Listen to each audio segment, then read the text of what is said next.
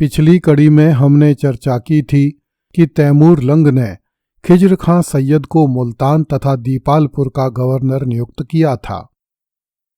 ईस्वी 1414 में खिज्र खां ने दिल्ली पर अधिकार कर लिया तथा स्वयं को समरकंद का प्रतिनिधि घोषित करके दिल्ली का सुल्तान बन गया।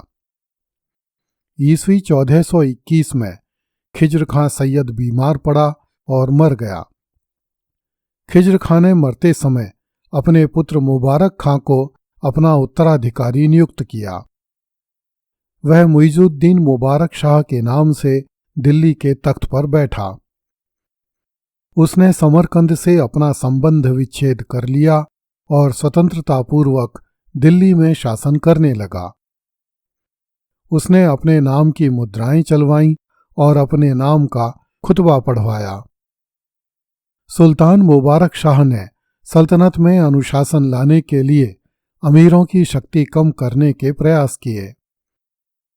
वह प्राय अमीरों का एक जिले से दूसरे जिले में स्थानांतरण कर देता था। इससे किसी अमीर का किसी एक स्थान में अधिक प्रभाव नहीं बढ़ने पाता था, परंतु इससे अमीरों की शासन पर पकड़ ढीली पड़ने लगी और उनमें सुल्तान के प्रति असंतोष भी बढ़ने लगा। अपने पिता खिज्र खां की भांति मुबारक शाह का जीवन भी पंजाब तथा दोआब में विद्रोहों का दमन करने में व्यतीत हुआ। पंजाब में सबसे भयानक विद्रोह जसरत खोखर का था। कटेहर, मेवात, इटावा, ग्वालियर तथा कालवी में भी विद्रोह हुए, परंतु समस्त जगह विद्रोहों को सफलतापूर्वक दबा दिया गया।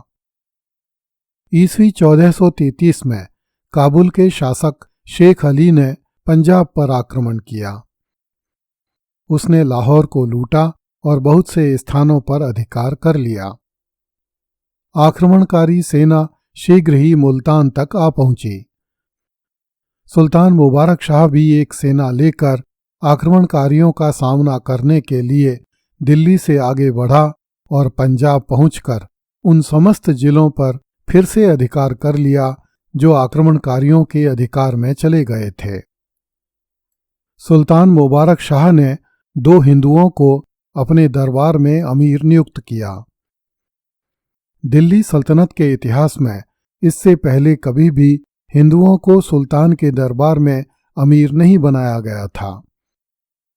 सुल्तान के इस कदम से मुस्लिम अमीरों को बड़ी चिढ़ हुई और वे सुल्तान मुबारक शाह के शत्रु हो गए। अंततः प्रधानमंत्री सरवर उल मुल्क ने षड्यंत्र रचकर 20 फरवरी 1434 को सुल्तान मुबारक शाह की हत्या करवा दी। उस समय सुल्तान यमुना जी के किनारे स्थित मुबारकबाद का निरीक्षण कर रहा था। सुल्तान मुबारक शाह का कोई पुत्र नहीं था, इसलिए उसने मोहम्मद मीन फरीद नामक एक लड़के को गोद ले रखा था। मुबारक शाह की मृत्यु के उपरांत यही दत्तक पुत्र मोहम्मद शाह के नाम से दिल्ली के तख्त पर बैठा। सल्तनत के वजीर सरवर उल मुल्क ने सल्तनत की शक्ति अपने हाथों में रखने का प्रयत्न किया। वजीर ने खाने जहां की उपाधि धारण की और अपने समर्थकों को सल्तनत में ऊंचे पद देने आरंभ किए। इससे तुर्की अमीरों में असंतोष बढ़ने लगा। अंत में दिल्ली के तुर्की एवं भारतीय अमीरों ने कमाल उल मुल्क के नेतृत्व में विद्रोह का झंडा बुलंद किया। सुल्तान मुहम्मद शाह पहले से ही प्रधानमंत्री सरवर उल मुल्क से अप्रसन्न था, इसलिए सुल्तान ने भी विद्रोही अमीरों का साथ दिया। यह सूचना मिलने पर वजीर सरवर उल मुल्क ने स्वयं को सीरी के दुर्ग में बंद कर लिया। सुल्तान की सेना ने किला घेर लिया तथा वजीर को बंदी बनाकर मौत के घाट उतार दिया।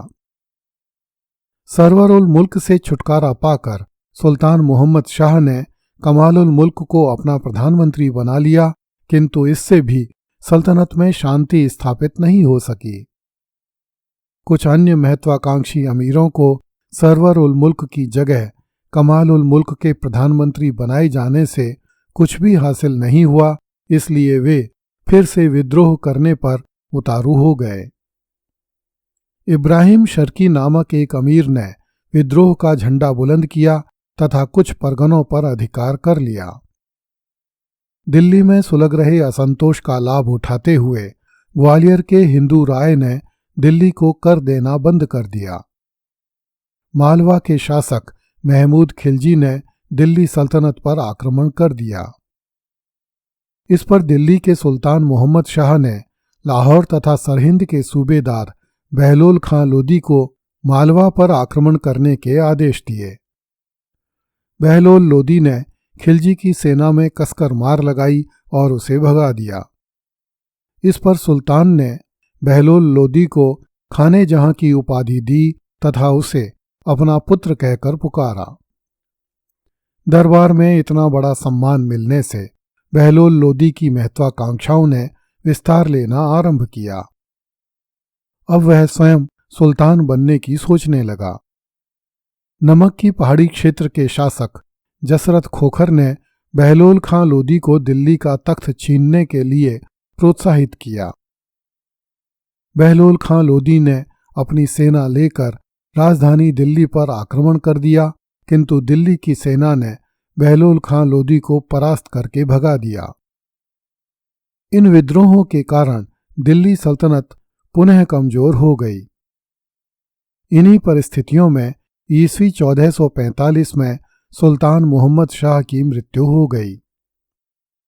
मोहम्मद शाह की मृत्यु के उपरांत अमीरों ने उसके पुत्र अलाउद्दीन आलम शाह सैयद को दिल्ली का सुल्तान बनाया। नया सुल्तान अयोग्य था, वह शासन के कार्यों की उपेक्षा करता था।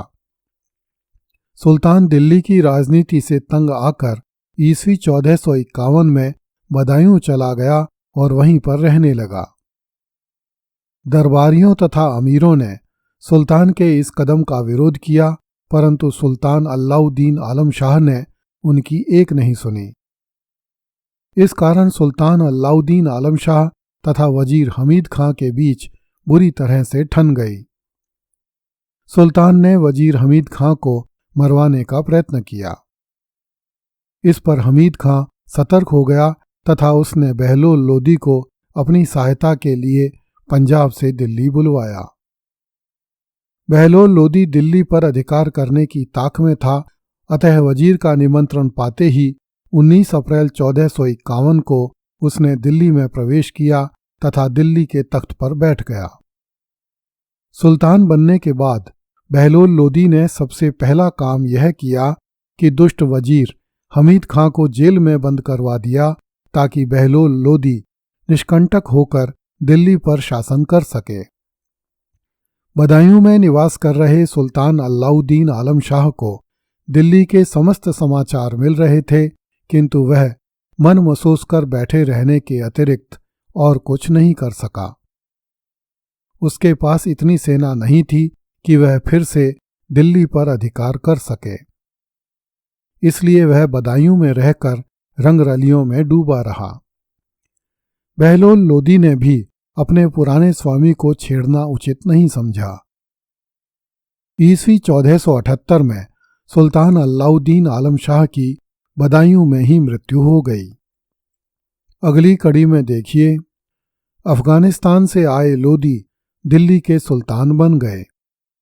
कृपया इस चैनल को लाइक, सब्सक्राइब एवं शेयर करें। धन्यवाद।